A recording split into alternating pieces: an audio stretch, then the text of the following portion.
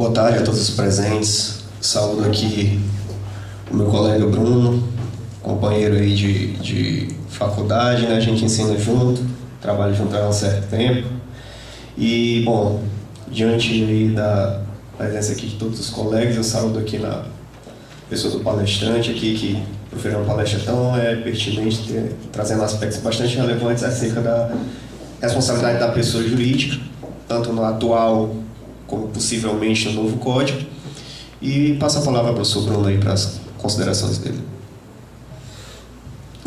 Boa tarde a todos. Mais uma vez, agradecer ao amigo Sabino, que me convidou para assumir a coordenação acadêmica do evento, fazer contato com os palestrantes, mas ele disse, não, você vai ser um dos palestrantes também, né? E aí, evidentemente, que eu não poderia deixar de recusar um convite tão honroso. Quero fazer uma saudação especial ao meu querido Davi, professor Davi Peixoto, que é um professor excepcional, né? Professor titular da disciplina de Direito Penal lá na Unicristos, que nos honra com a sua presença. Quero fazer uma saudação especial para um casal muito especial, que se faz presente, são os meus pais, Manuel de Souza Oliveira e Maria Queiroz. Né? Tem uma citação de um filósofo chamado Antítenes, que ele diz o seguinte: a gratidão é a memória do coração, né? E um homem que não tem gratidão não tem caráter. Então, a eles eu dedico essa conferência, afinal de contas, se eu estou aqui hoje palestrando, eu devo isso à educação que eles me proporcionaram, né?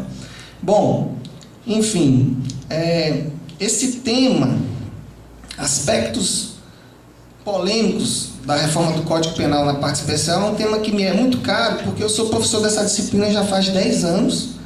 Eu também assumi a presidência da Comissão de Acompanhamento da Reforma do Código Penal na OAB Ceará, e nós tivemos, inclusive, a felicidade de fazer 2 debates com os senadores. O primeiro debate com o senador Pimentel, que é um dos senadores membros da comissão, e depois, na sequência, assim, uns 2 meses depois, a gente conseguiu trazer o senador Pedro Tax, que é o senador o relator geral da comissão, que veio acompanhado pelo senador Eunício Oliveira, que já é radicado aqui no Ceará. O Eunício Oliveira, ele é o presidente da comissão e o Tax é o relator geral, né? Então, nós conseguimos inicialmente fazer esses 2 debates na presidência da comissão, né? E é interessante fazer uma contextualização de como é que está essa questão da reforma, né? Como já foi dito aqui, foi nomeada uma comissão de juristas, foi chamado aí de Comissão Sarney, né, que não é uma coisa boa, apesar de eu ser maranhense. O pessoal diz que a melhor coisa do mundo no Maranhão é ser amigo da família Sarney, e a pior coisa do mundo é a própria família Sarney. Então, é uma contradição terrível.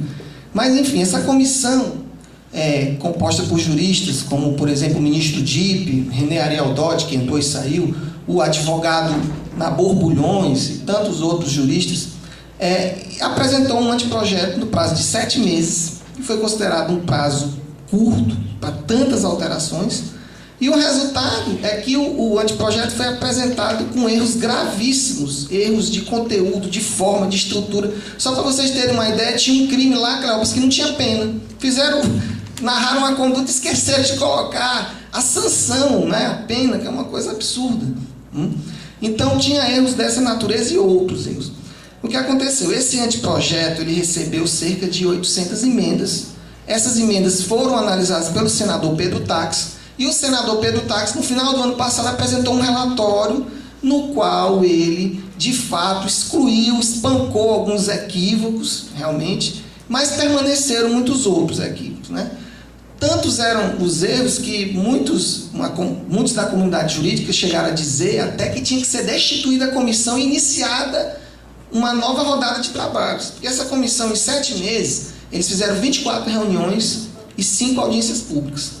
É muito pouco para você mudar todo o Código Penal. A gente pensa que é muito, mas não é. Às vezes, uma tramitação dessas, né? Em 1961, o Jânio Quadros nomeou o ministro Nelson Hungria e ficou lá 9 anos lá o trabalho dele e não foi alterado o Código Penal. Então, de fato, houve esse panorama e nós estamos nesse pé. Por enquanto, aguarda-se a aprovação desse relatório pelo plenário do Senado e, possivelmente, esse ano deve ser aprovado, e no ano que vem o material deve ir para a Câmara dos Deputados eu acredito até que pode ser aprovado, porque a velocidade em que vem tramitando é bastante significativa. Existe uma pressão para que isso possa ser aprovado. Bom, mas é preciso falar um pouco da parte especial, tá? Enfim, eu costumo dizer, Clóvis, que a parte especial é o patinho feio, né? A gente percebe que existe um certo menoscabo, até doutrinário. A gente não vê grande doutrina em relação à parte especial. A maioria, às vezes, livro de concurso, questões de concurso e tudo, né? Até porque na parte geral é que estão os institutos mais garantistas do direito penal, né? Mas é importante dizer que a parte especial vem antes da parte geral. Onde houve direito penal, havia alguma conduta a ser punida. A parte geral é algo novo, é algo do século XVIII, do século XIX, decorrente das declarações, das cartas de direito. Então, e eu costumo dizer mais, que é na parte especial que se cristalizam, pelo menos, dois princípios limitadores do direito penal que eu considero fundamentais, que é o princípio da taxatividade, da legalidade, no aspecto da taxatividade, e o princípio da lesividade, né? Ou seja, é na parte especial que é possível colocar em xeque se aquela criminalização, se a criminalização daquela determinada conduta, ela é compatível aos direitos fundamentais. Não é possível fazer esse exercício da questão da legalidade, da taxatividade, ela é mais viável justamente para a parte especial. E o que aconteceu nos últimos anos, né? Como já foi dito aqui também, ocorreu, digamos assim, um fenômeno de descodificação, certo? O que foi essa descodificação? Foi uma necessidade que surgiu de criação de novos tipos penais, em decorrência da sociedade de risco, da pós-modernidade, da globalização. Foram criados muitos tipos penais, muitas legislações extravagantes, e de modo que hoje não se fala mais numa parte especial do Código Penal, se fala numa parte especial do sistema penal. Tantas são as leis, né? Isso decorrente desse fenômeno, dessa inflação legislativa. Isso tem um aspecto negativo, porque essas leis, esses tipos penais que estão previstos nas leis extravagantes, eles têm uma tendência centrífuga em relação à parte geral do Código Penal. Ora, o pessoal não aplica a parte geral do Código Penal nem em relação à parte especial do próprio Código. Imagine aplicar a parte geral do Código Penal em relação a leis extravagantes. E aí essas leis surgiram, né? Crimes contra o meio ambiente, crimes contra as relações de consumo, crimes de trânsito, crime de racismo, enfim, uma série de leis, e isso gerou, eu penso, né, uma dificuldade muito grande de interpretação e de sistematização. Qual é a ideia do código? Você colocar tudo no código. É que isso facilita a interpretação, a sistematização da análise do sistema. Se você tem várias leis, né, apesar de que muitas dessas leis tinham microsistemas penais e processuais, isso acaba dificultando, digamos assim, essa interpretação do todo, né? Então, hoje já se fala num fenômeno de recodificação, né? Ou seja, trazer essas leis, esses tipos penais extravagantes para o Código Penal. Porque se o direito penal é a última ratio, né? Então, se o direito penal só deve tutelar os bens jurídicos mais importantes e as condutas mais graves, é lógico e razoável se imaginar que um número restritíssimo de condutas é que devem constar no Código Penal. Então, seria, digamos assim, essa uma primeira abordagem em relação à parte especial. E qual seria, então, digamos assim, o objetivo dessa reforma do Código Penal?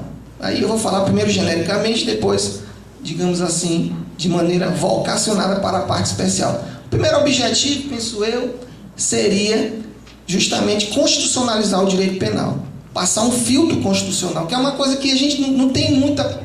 Não existe muito costume, seja na doutrina, seja na jurisprudência, raramente se vê um tipo penal declarado inconstitucional. Nós não somos acostumados a fazer um filtro de constitucionalidade, principalmente em relação à parte especial. Uma interpretação conforme a Constituição, o princípio da proporcionalidade, a intervenção mínima. Isso ainda é muito distante da realidade penal, salvo raríssimas exceções.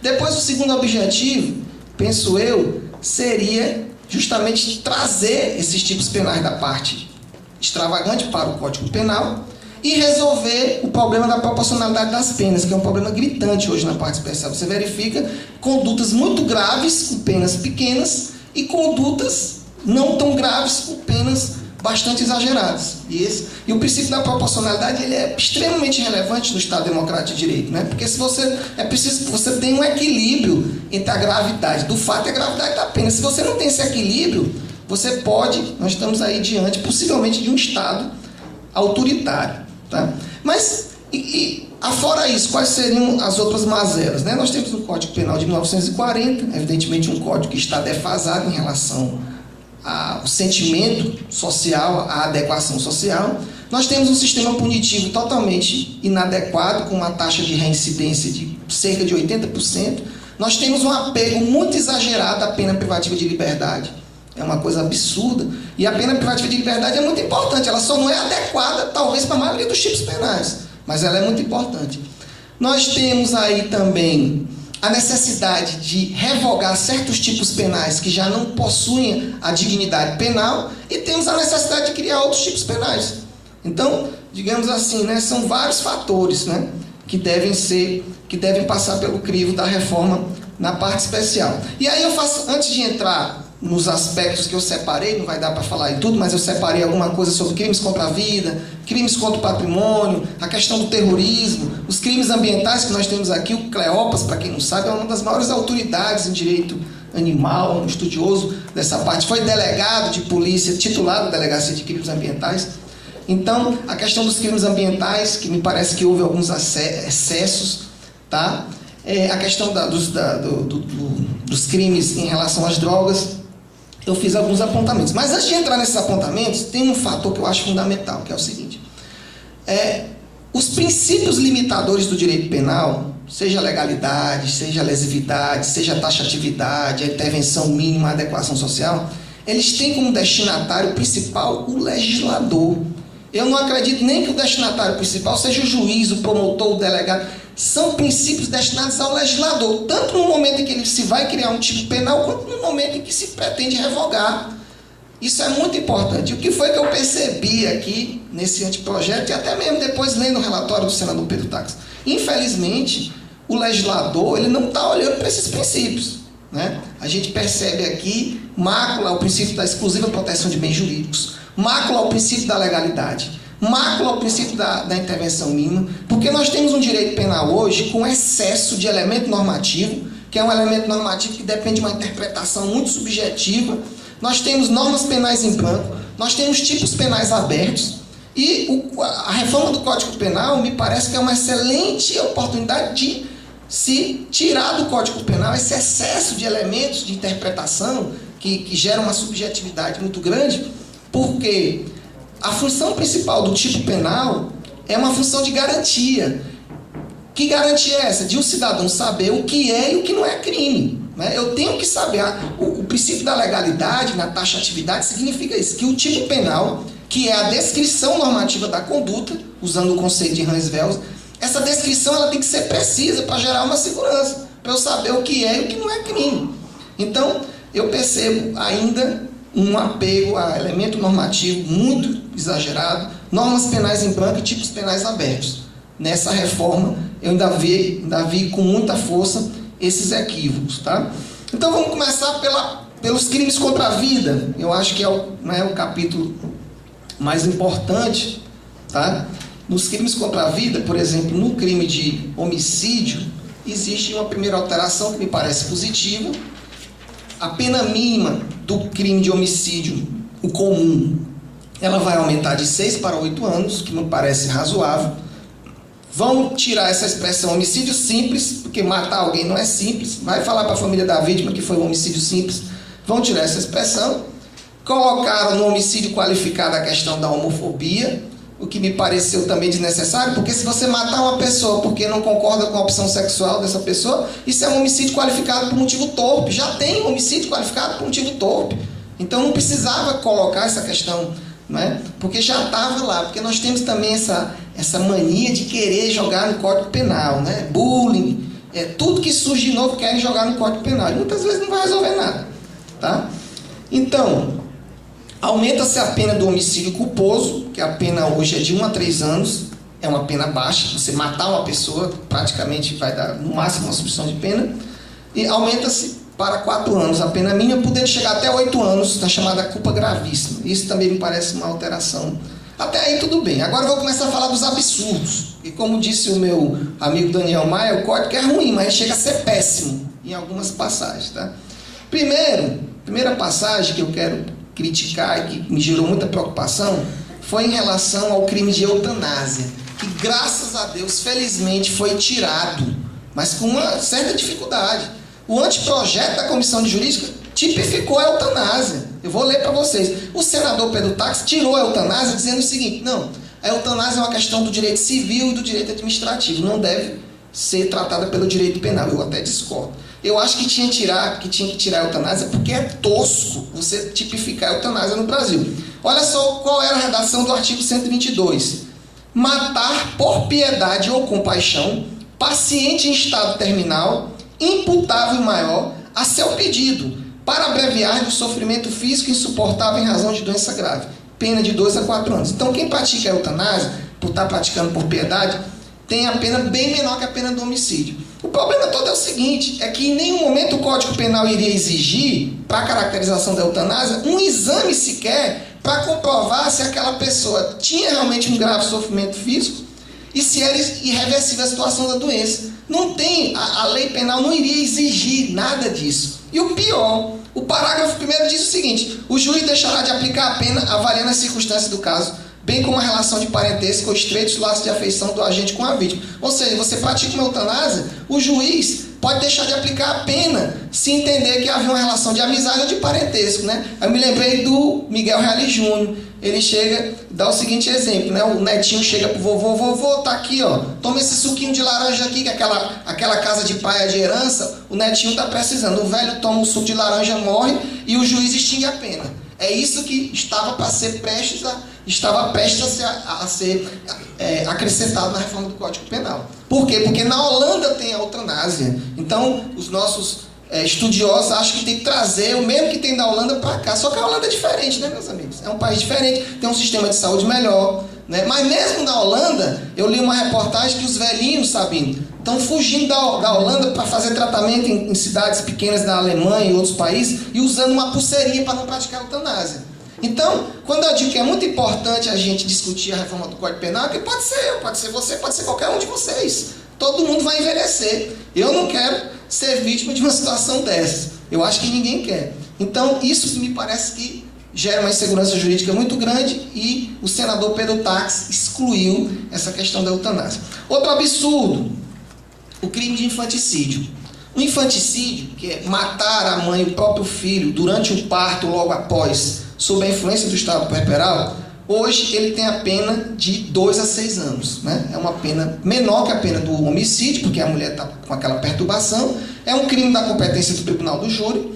Então, mas ele tem a pena mínima de 2 anos. Houve um consenso, Sabino, na comissão, de reduzir a pena do infanticídio para 1 ano. Porque, reduzindo a pena para 1 ano, a mãe que mata o filho, mesmo sob a influência do estado puerperal, ela vai ter direito à suspensão condicional do processo. Ou seja, uma mãe mata um filho, que a gente sabe que muitas vezes não é por causa do estado puerperal, é por questões sociais, questões econômicas, é uma vingança, é um filho adulterino, é um filho incestuoso. A mãe mata a criança e o juiz aplica a suspensão do processo, vai assinar o papel.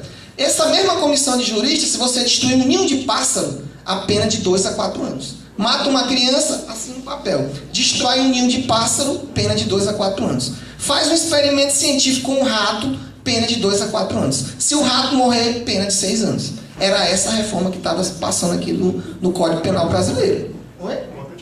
O importante é que... Exatamente. Então, isso aqui também, inclusive quando o senador Pedro Táxi esteve aqui, eu disse: senador, isso é uma escabrosidade. Esse pessoal está ficando sem noção, porque não tem sentido você diminuir a pena no infanticídio e botar uma pena de 5 anos para quem mata um rato. Nada contra os ratinhos, que são criaturas, mas é a questão da proporcionalidade. E qual foi a intenção de trazer a legislação extravagante para o Código Penal? Foi a proporcionalidade. Você olhar para a floresta, todos os crimes estão no mesmo código, e você fazer: não, isso aqui não está razoável. Então não tinha sentido fazer isso, tá? Outro tema polêmico, o aborto, tá? Que é um tema polêmico, tem as feministas do lado, tem os católicos, tem a bancada evangélica, é um tema muito polêmico. O que foi que a comissão fez, eu penso, de maneira desonesta. Nunca se conseguiu descriminalizar o aborto. Todas as tentativas foram, muitas não passam nem pela Comissão de Constituição e Justiça. Diante dessa dificuldade de descriminalizar, o que foi que a comissão pensou? Bom, vamos fazer o seguinte, vamos enganar o povo. Vamos manter o aborto como crime, a gente diminui a pena hoje é de 1 a 4 anos, bota a pena de 1 a 2 anos, fica crime de menor potencial ofensivo, então, mas continua crime. Aí a gente cria uma hipótese de aborto permitido, que a gente legaliza o aborto. Eles criaram uma hipótese de aborto até a 12ª semana. Ou seja, se uma mãe, uma gestante poderia fazer o aborto até a 12ª semana, se tivesse um parecer de um médico ou de um psicólogo atestando que aquela mãe não podia exercer, aquela mulher não podia exercer a maternidade. Ora, isso é a legalização do aborto. Só que seria a legalização do aborto sem discutir com a sociedade essa legalização. Você faz uma alteração legislativa com uma roupagem, mas o resultado é outro totalmente diferente. Isso aí eu falei para o senador. Senador, isso é falta de respeito com o povo brasileiro. Isso é desonesto, isso é uma fraude. Porque é o seguinte, quer descriminalizar o aborto, chama para debater. Chama as feministas, chama o pessoal da igreja, chama a sociedade. Vamos discutir abertamente a descriminalização do aborto. Agora, você fazer uma alteração na lei, dizer que continua crime e você abre uma porteira sem discutir com a sociedade, isso é fraude. Inclusive, um dos princípios do direito penal mais importantes é o princípio da adequação social. Né? O direito penal tem que respeitar essa adequação social. Então, nessa questão do aborto, também o senador tirou essa parte do aborto até a 12ª semana. Ele recebeu até ameaça desses movimentos aí, de pessoas que eram abortistas, né? Enfim, sendo a favor ou não do aborto, a questão é que a discussão tem que ser feita de maneira honesta. É isso que eu defendo, sem entrar aqui no mérito propriamente dito. E aí, praticamente, vai ficar a mesma redação, mas com a inclusão daquela hipótese do Supremo Tribunal Federal do aborto de fetos anencéfalos. Tá? Também se alterou, hoje tem o aborto permitido para salvar a vida da gestante. E vai ser modificado o artigo, se houver risco à vida ou à saúde da gestante. Ou seja, também se abre aí tem uma maior abertura para se fazer o aborto, porque a gravidez de per si já é um estado de risco à saúde em tese. Né? Mas enfim, em relação aos crimes contra a vida, seriam esses os pontos principais. Crimes contra o patrimônio, que é outro gargalo. Só para vocês terem uma ideia, 50% da população carcerária hoje no Brasil decorre de prisões preventivas ou de prisões definitivas com trânsito julgado por crime de furto e de roubo. Tá certo? A ideia inicial da comissão era reduzir as penas. Hoje o furto tem a pena de 1 a 4 anos. A ideia era reduzir a pena para 6 meses a 3 anos. E aí o senador também, nesse primeiro momento, ele retirou porque ele disse o seguinte, não, vai gerar digamos assim, né? Vai haver uma saída em massa de pessoas sem que tenha havido cumprimento da pena, né? Isso também foi rechaçado. Mas aí o que na parte do furto, e o Cleópatra sabe bem disso, que ele, como delegado, sabe que é grande o número de prisões por furto, só vai 50% hoje da massa carcerária. Inicialmente, uma mudança que me parece muito positiva, que é mudar a ação penal de pública incondicionada para pública condicionada à representação. Só isso aí vai diminuir drasticamente os índices de encarceramento por furto, digamos assim, né? A outra mudança que constava no anteprojeto, e aí eu vou fazer talvez o primeiro elogio ao anteprojeto, que foi mudada pelo senador. Inicialmente, poderia haver a extinção da punibilidade no furto se houver a reparação do dano com o consentimento da vítima. O que eu acho correto, porque se pode no crime tributário, se o sujeito sonegou um tributo, tem uma ação penal, ele paga o tributo, extingue a punibilidade, por que o pobre velho que rouba uma bicicleta, que furta uma bicicleta, perdão, se ele devolveu o bem, por que não pode extinguir a punibilidade? Hoje você tem um arrependimento posterior, e aí a comissão modificou para dizer o seguinte, se houver reparação do dano pelo agente aceita pela vítima até o oferecimento, o juiz pode reduzir a pena até a metade. Praticamente a mesma coisa do arrependimento posterior. Então, eu acho que nisso aqui também houve um retrocesso. Tá? No crime de roubo, conseguiram fazer aqui uma coisa incrível. Tá? Porque, meus amigos, existe uma confusão grande na jurisprudência entre o roubo e a extorsão, tá? Mas tem um critério, o Cleópatra sabe disso, que é um critério mais importante, a distinção entre roubo e extorsão é o seguinte: no roubo, o comportamento da vítima é irrelevante.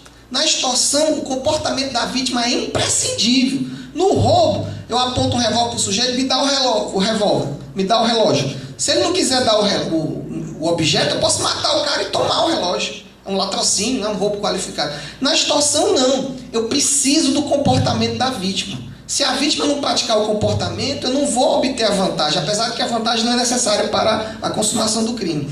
Então, há uma certa confusão na jurisprudência sobre isso, e aí o Código Penal, podendo ajeitar isso, podendo sedimentar, passar uma régua nisso, na definição de roubo aqui, no inciso 2º, o anteprojeto diz o seguinte: que é roubo quando a gente obtém coisa alheia móvel para si ou para outrem, obrigando a vítima, mediante violência ou grave ameaça, ou após reduzi-la à impossibilidade de resistência, a revelar senha, código, segredo necessários à sua introdução. Ora, isso é extorsão, porque você está obrigando a vítima a praticar um comportamento que é necessário para você obter a vantagem. Se eu apontar um revólver para a vítima e digo assim: me dá a senha, eu preciso do comportamento da vítima, o comportamento é imprescindível. E aí o legislador aqui, ou melhor dizendo, a comissão, apresenta uma hipótese que não é de roubo, é de extorsão, como se fosse roubo.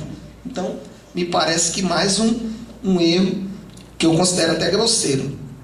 Um outro ponto fundamental da reforma: o crime de terrorismo.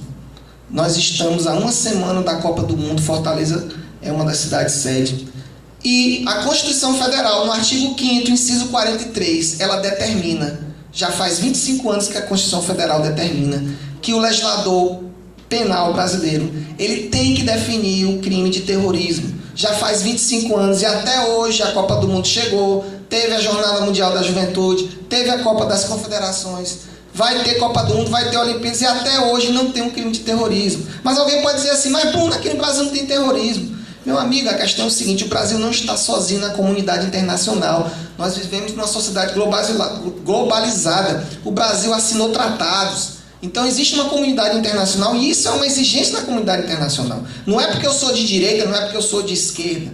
Agora, o que tem que haver é o seguinte: existe uma diferença entre terrorismo e vandalismo.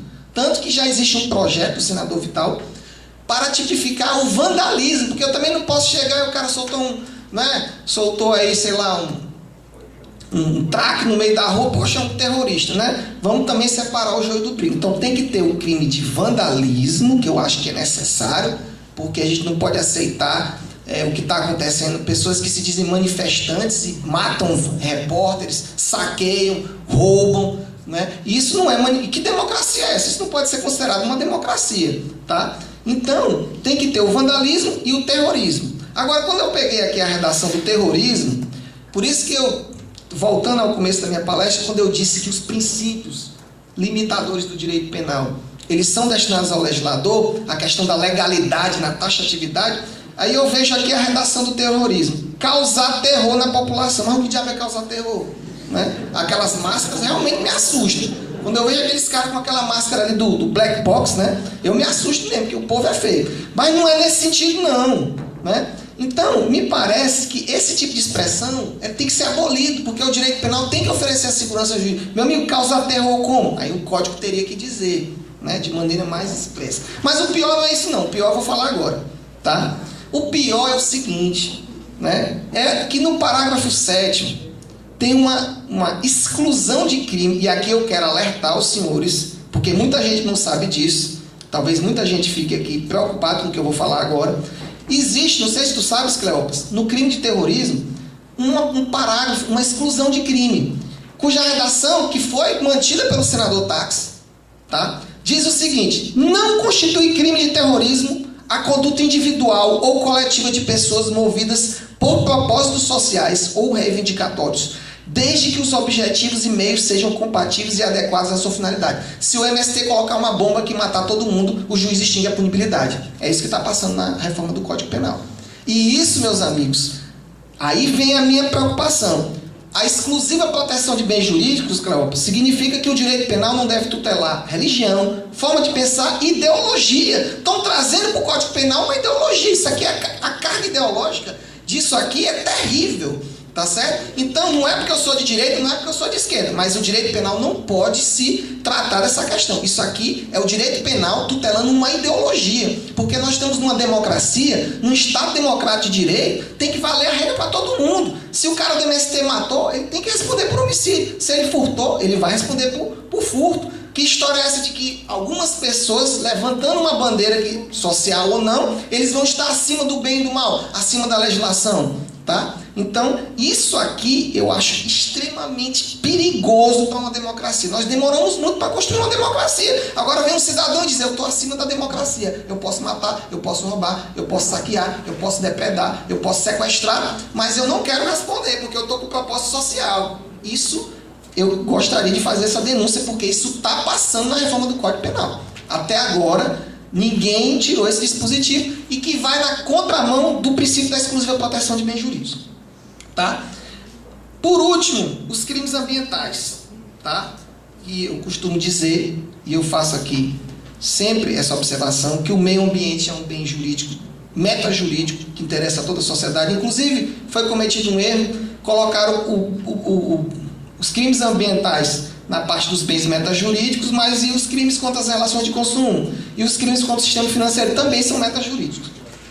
E aí o que aconteceu? O que aconteceu, meus amigos, é que tinha algumas figuras aqui absolutamente toscas, coisas absurdas, coisas que poderiam fazer o Brasil virar motivo de chacota internacional na comunidade jurídica internacional. Eu quero citar aqui a omissão de socorro animal, que foi tirado do relatório, mas que dizia o seguinte: deixar de prestar assistência ao socorro quando possível fazer sem risco pessoal a qualquer animal que esteja em grave e iminente perigo, ou não pedir, nesses casos, socorro da autoridade. Ou seja, você está andando aqui, tem uma cobra peçonhenta, você tem que parar para prestar socorro para a cobra, né? Inclusive com uma pena, Cleopas, 12 vezes maior que a pena da omissão de socorro comum. Inclusive, o senador tirou e foi objeto também de ameaça dos ambientalistas mais radicais. Porque ele diz o seguinte: não, mas é porque tem que ser a pena maior mesmo, porque agora o bem jurídico ambiental tem que ter uma proteção maior. Quer dizer, se você tratar com esse argumento da proporcionalidade, eles não vão aceitar, eles acham que tem que ter. Assim como tinha a questão do abandono de animal, né?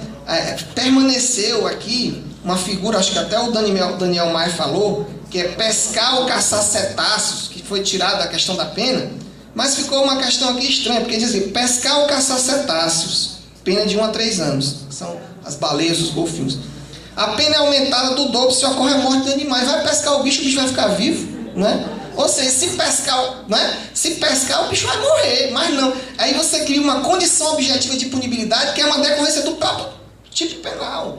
Ou seja, isso é, do ponto de vista, o Cleopas sabe, da dogmática penal, um erro grosseiro, uma condição objetiva, que já decorre da própria conduta. Não precisa, porque se pescar, o bicho vai morrer. Então, meus amigos, eu já finalizando aqui a minha fala, porque eu falo muito, mas o Código Penal, eu costumo dizer que o Código Penal, depois da Constituição, é o código de condutas mais importante para a sociedade, porque ali é a vida, é o patrimônio, e nós temos que estar interessados em saber o que está acontecendo, porque pode ser aprovado, vai ficar para a gente, vai ficar para os nossos filhos, para as futuras gerações. Se for aprovado um código desse, meus amigos, pode botar 5 décadas, 6 décadas, porque fica muito tempo em vigor. E essas questões, eu também costumo dizer, hoje a gente tem muita informação por causa de Facebook e tudo, mas tem muita desinformação. A gente tem uma informação rasteira, a gente não sabe o que está acontecendo. E o direito, como dizia Tobias Barreto, ele não é filho do céu, não, ele é produto da evolução cultural, é da evolução social. Então, nós temos que estar bastante atentos para que algumas coisas absurdas não ocorram no nosso país. Eu fico muito preocupado, porque quando eu vejo um legislador penal tipificando condutas, quando eu vejo um código penal em que os pais matam os filhos, é o aborto. Os filhos matando os pais é a eutanásia. É isso que estava passando, o pai matando o filho e o filho matando o pai. Será que esse é o sentimento do povo brasileiro? Eu tenho certeza que não é. Então, meus caros, sem maiores delongas, eu finalizo aqui a minha palestra, mas citando Machado de Assis. Quem me conhece sabe que eu gosto. Machado de Assis, no seu Conto Eterno, disse: confio no tempo, que é um insigne alquimista, dá-se-lhe um punhado de lodo e ele o restitui em diamantes. Eu espero que o lodo de 1940 seja transformado em diamantes. Muito obrigado.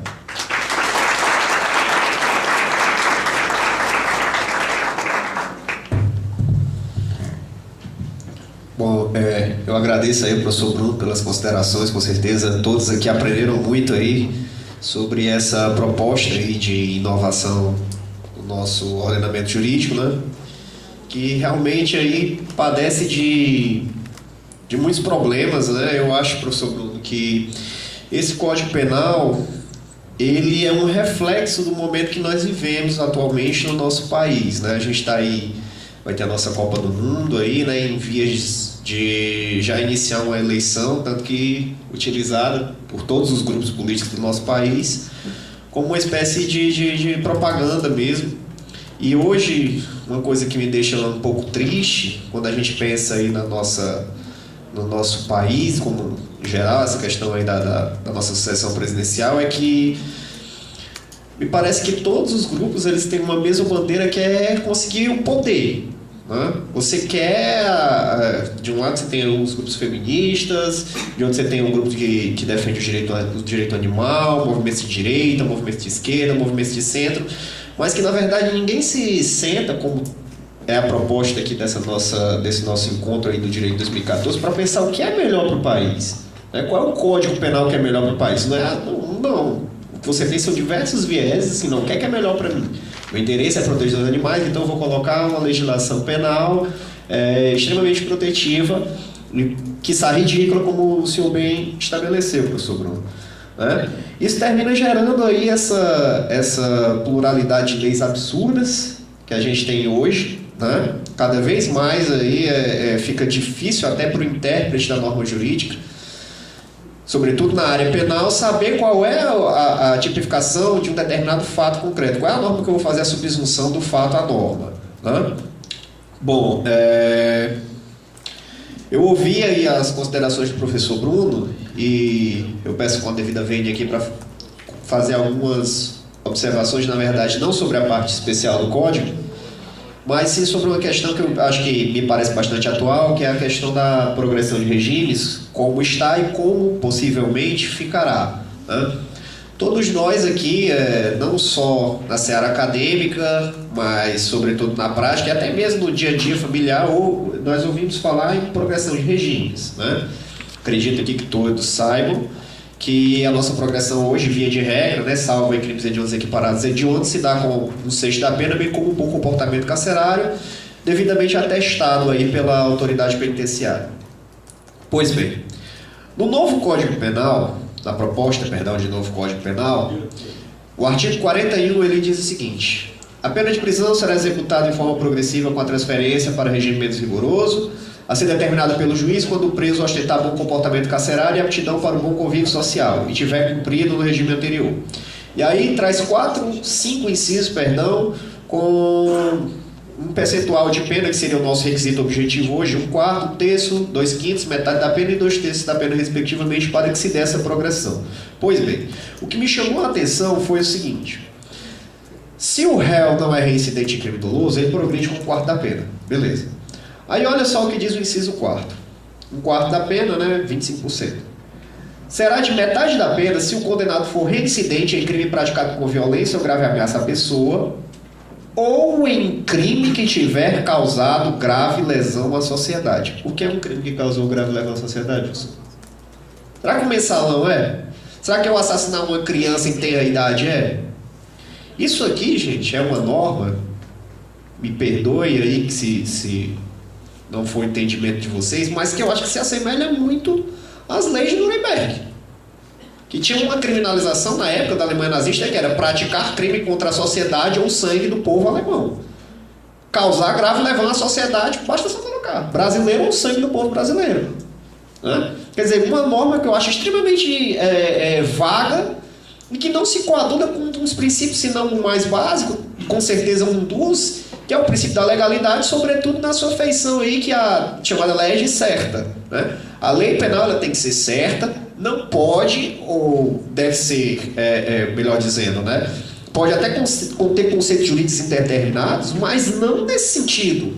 Um crime que causa grave lesão à sociedade é algo tão amplo assim que eu posso, a depender do viés interpretativo, enquadrar todo e nenhum crime aqui, tornando muito mais difícil a progressão de regimes da pena privativa de liberdade, e que nós, infelizmente, verificamos lá na nossa prática como assessor do desembargador Francisco Gomes de Moura, da 2ª Câmara Criminal aqui do Tribunal de Estado de Ceará, que quem cumpre pena privativa de liberdade no nosso país, infelizmente, né, é uma espécie de camada, por assim dizer, social, que não tem condição de contratar um advogado bom, enfim, desfavorecidos na nossa sociedade, né, o que é um absurdo completo. Não acreditem que por causa aí que nós vivenciamos aí alguns réus do chamado mensalão cumprindo pena, que isso está mudando. Ah, olha aí só, sensível de vitrine, né? Olha só, a justiça brasileira está mudando. Não tá. Vocês vejam os crimes praticados por prefeito, professor Bruno, a grande maioria cai no instituto da prescrição. Crimes patrimoniais, como roubo, por sua vez, furto, nós chegamos a pegar furtos ridículos. O sujeito que está preso há 2, 3, 4, 5 anos respondendo processo por ter furtado uma bicicleta. E às vezes a gente, na assessoria, chega a pegar 2, 3 casos no mesmo dia sobre isso, meus amigos. Quer dizer, é uma realidade que muito me causa espécie, sobretudo quando nós vimos uma proposta de inovação do Código Penal nesse sentido, que me parece que realmente está espelhando, voltando ao início da minha fala, a realidade social brasileira. Uma série de grupos querendo chegar ao poder e, o pior ainda, grupos que não têm conhecimento do mais basilar do direito, né? Que é você tentar mudar a realidade social fazendo o quê? Criando norma. Eu vou criminalizar a conduta de uma pessoa que vê um animal e não presta socorro a ela. Isso vai mudar alguma coisa? A gente vai todo mundo agora tá andando na rua, vê um gato, uma caixa, vamos cuidar desse gato, pelo amor de Deus, senão eu vou ser preso. Não. É a mesma coisa que você pensar, não, vamos acabar com a violência no trânsito, criminalizando de 4 a 10 anos as pessoas dirigirem após ter consumido álcool. Vai mudar alguma coisa? Não, porque não adianta mudar apenas a lei. Você tem que mudar os fatos e tentar mudar os fatos com políticas públicas e principalmente tentar mudar os valores da sociedade. Como é que a gente faz isso? Discutindo, debatendo e estudando, que é a proposta do nosso direito de 2014. Bom, essa foi a minha pequena contribuição. Eu espero aí ter podido contribuir aí um pouco com o debate, aí com as palavras do professor Bruno. Eu agradeço todos aí a ficarem me esperando, né? Sobretudo aí que tem amistoso da seleção rolando aí no momento. E devolvo a palavra aí, professor.